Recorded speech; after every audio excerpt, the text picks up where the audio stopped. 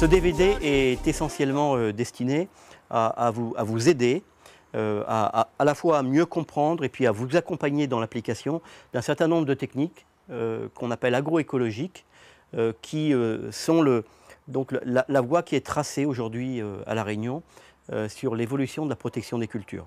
Le but étant de faire une agriculture qui soit saine, qui soit durable, productive évidemment, et respectueuse de l'environnement.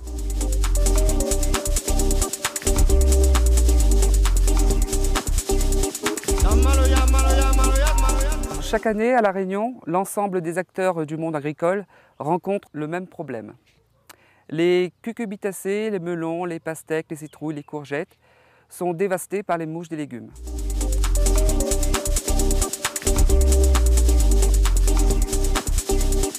Les techniques de protection actuelles, qui consistent en un épandage massif des produits chimiques, sont très peu efficaces et sont nuisibles pour la santé et l'environnement. Notre objectif dans ce projet est d'apporter aux agriculteurs une méthode alternative de lutte contre les mouches des légumes. Les techniques doivent se concentrer autour de 3 principales méthodes. La première, c'est la prophylaxie, c'est-à-dire le ramassage régulier de fruits qui ont été piqués par les femelles et qui sont tombés à terre. La deuxième, c'est l'utilisation de plantes pièges qui piègent les insectes en dehors de la parcelle. La troisième pratique consiste en un piégeage massif de mâles à partir de pièges sexuels qui sont disposés autour de la parcelle.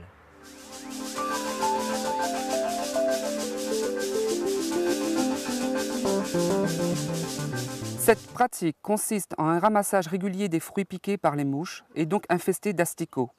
En ramassant les fruits et en les détruisant, on va empêcher la multiplication des mouches. Une mouche peut donner des centaines de descendants en moins d'un mois et un mois plus tard, on en aura des milliers. Ces fruits piqués deviennent de véritables foyers de multiplication des mouches des légumes. Il faut passer dans la parcelle, ramasser les fruits piqués régulièrement toutes les semaines, et cela dès les premières piqûres. Il existe plusieurs méthodes de destruction des fruits piqués. Mais la méthode la plus recommandée et la plus efficace reste l'utilisation de locomotorium. En mettant les légumes piqués dans le locomotorium, on empêche la sortie des mouches, ainsi on casse le cycle de la reproduction.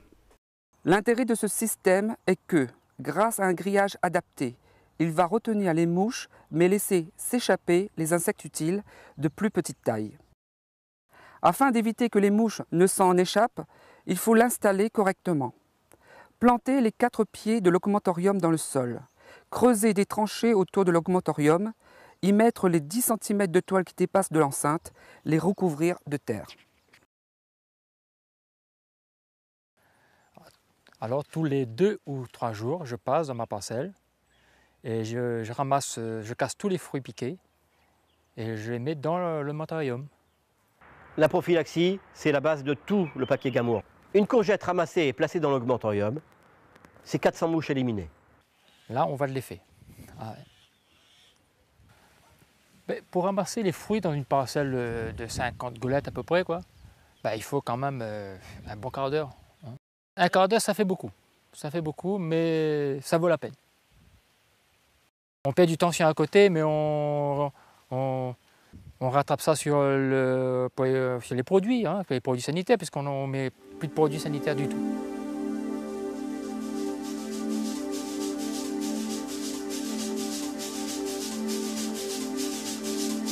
Contrairement à ce que l'on peut imaginer, les mouches des légumes passent très peu de temps sur les cultures. Le plus souvent, elles se trouvent sur les bordures, les plantes avoisinantes, où elles se reposent, s'accouplent et elles mangent.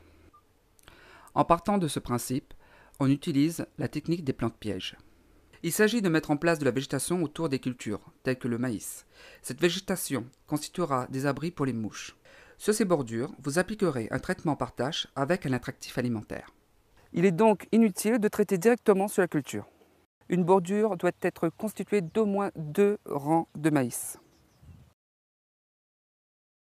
Pour un maximum d'efficacité, cette bordure doit être assez développée et haute, entre 1 m et 1,50 m, au stade floraison de la culture.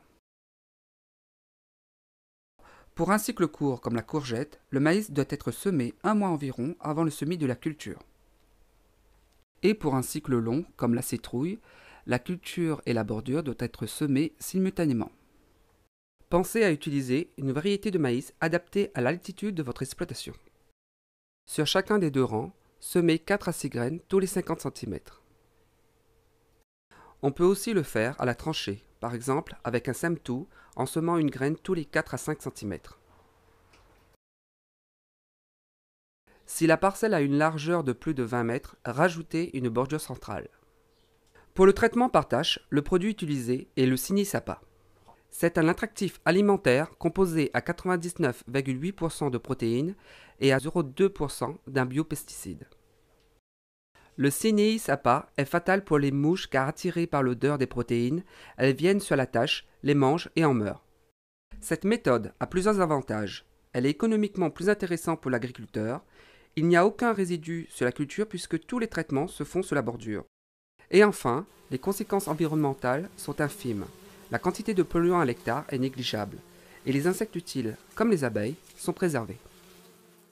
C'est pour cela que le Sinisapa est autorisé en agriculture biologique.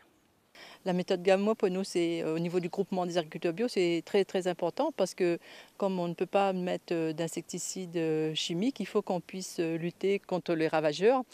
Voilà, donc pour nous, c'est important d'utiliser la méthode, enfin en tout cas d'utiliser la méthode Gammo, autorisée en agriculture biologique, du fait que c'est d'origine naturelle. Le produit doit être dilué à 20%. 200 ml de Sinisapa pour 800 ml d'eau. 1 litre de cette bouillie suffit pour 1 hectare de culture.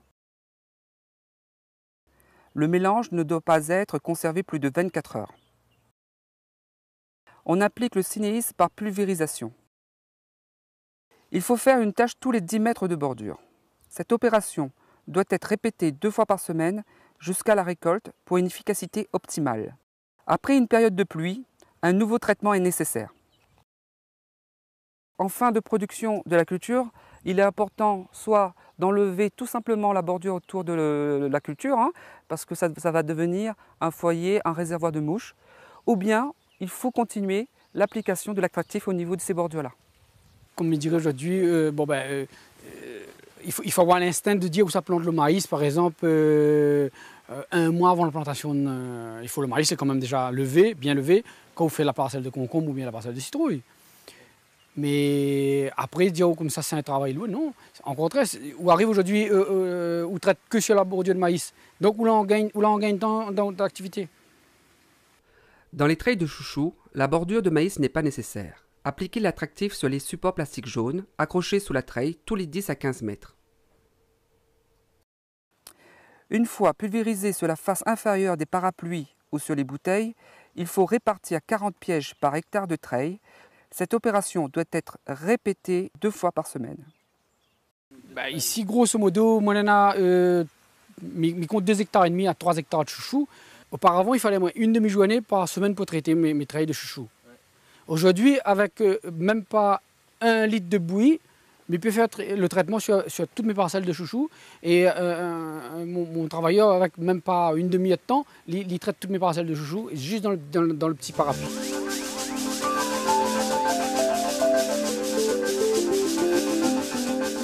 La pratique du piégeage de masse des mouches des légumes est un piégeage sexuel. En éradiquant les mâles, on empêche la reproduction des mouches et donc leur prolifération. La phéromone utilisée, le culure, est efficace pour 2 des 3 espèces des mouches des légumes. Elle ne va pas attirer les pollinisateurs et autres ennemis naturels. Il n'est donc pas nécessaire d'utiliser des insecticides complémentaires. Comment fabriquer son piège? Prenez une bouteille de plastique transparente, y insérez à la base 4 tubes d'environ 1 cm de diamètre et de 2 cm de long. Percez 4 trous dans le fond pour évacuer l'eau de pluie et une ouverture en haut pour glisser la plaquette de culure. N'oubliez pas de refermer cette ouverture pour éviter les fuites.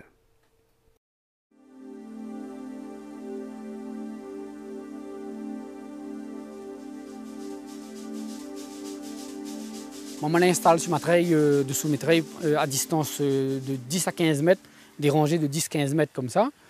Il dépose ça tous les 3 mois, il change les plaquettes à l'intérieur et puis c'est tout. Hein.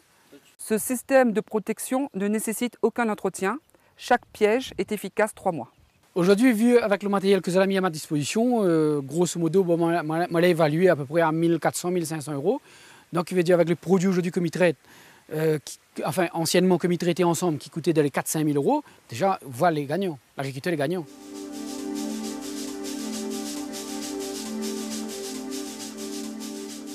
Dans la nature, les relations entre espèces sont équilibrées. Les proies sont mangées par les prédateurs et des hôtes parasités par des micro-guêpes. Il existe à La Réunion de nombreux ennemis naturels des mouches. Les méthodes Gamour optimisent la protection des cultures en préservant ces ennemis naturels. De manière plus générale, Gamour permet le développement de nombreux insectes utiles dans l'agriculture. Ce sont des prédateurs, ce sont des micro-guêpes, ce sont des pollinisateurs, les abeilles, etc.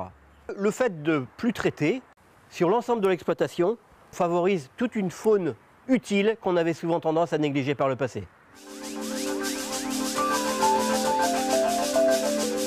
Les personnes que vous venez de voir font partie des 20 agriculteurs qui ont travaillé sur le projet Gamour. Pendant 3 ans, ils ont complètement arrêté d'utiliser des insecticides classiques et à la place, ils ont utilisé les méthodes Gamour contre les mouches des légumes. Avec eux, nous avons montré que ces méthodes amènent une protection efficace contre les mouches. Mais elles ont également 3 gros avantages. Premièrement, c'est en termes de temps de travail. Même en comptant le temps passé à ramasser tous les légumes qui sont piqués par les mouches, on passe moins de temps à protéger le champ qu'avec un traitement classique insecticide. Deuxièmement, c'est une méthode qui va coûter moins cher. En comptant le temps de travail et l'achat du matériel nécessaire, on arrive à un total qui est moins cher qu'avec un insecticide classique. Troisièmement, c'est l'impact sanitaire et environnemental qui va être minime. En fait, vous utilisez un seul produit chimique, le spinosade. C'est un biopesticide et à chaque application, vous en épandez moins d'un demi-gramme par hectare. Mais ce n'est pas fini. À quoi servirait de proposer aux agriculteurs une protection phytosanitaire qui soit saine, qui soit respectueuse de l'environnement, qui soit rentable, si elle ne s'inscrivait pas dans une démarche beaucoup plus globale, celle de la gestion purement et simplement du système de culture dans une exploitation, de façon à préserver par exemple la fertilité du sol, de façon à lutter contre l'érosion, à lutter contre l'évapotranspiration, à optimiser l'irrigation, etc. Il y a un certain nombre de pratiques agroécologiques, notamment qui visent à refléter des processus durables à base de biodiversité végétale, à base d'un bon fonctionnement du sol, qui permettent d'inscrire les techniques Gamour dans cette démarche-là.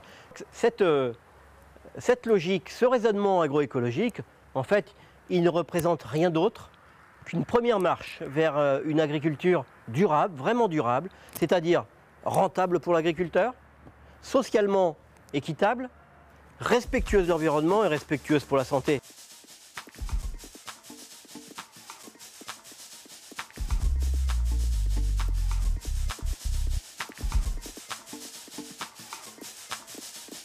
Llámalo, llámalo, llámalo, llámalo, llámalo, llámalo.